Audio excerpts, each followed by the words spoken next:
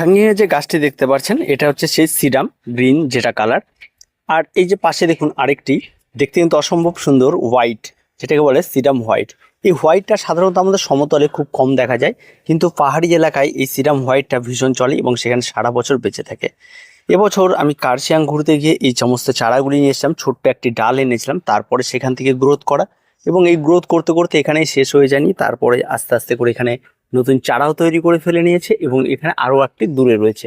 এই সমস্ত নতুন চারাগুলি তৈরি করার জন্য এই সমস্ত পাশের ডালগুলোকে কেটে সুন্দরভাবে বসিয়ে দিলেই হয়ে যায়, খুব সহজভাবে, তেমন কোনো কিছু নয়।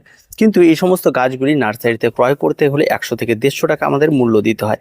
তার জন্য আপনারা এই সমস্ত গাছগুলিকে ক্রয় করার জন্য আপনারা যদি পাহাড়ে কেউ ঘুরতে যান তাহলে সেই সমস্ত জায়গা থেকে নিয়ে আসুন, খুব সস্তায়, এবং যেখানে সেখানে এই সমস্ত গাছগুলি আপনারা পেয়ে যাবেন। তো এটাই ছিল আজকের ইনফরমেশন, আর কোনো কিছু নাই। গাছটি খুব সুন্দরভাবে গ্রোথ করেছে, আপনাদের আগেও দেখিয়েছিলাম। তো ভিডিওটি ভালো লাগলে অবশ্যই লাইক শেয়ার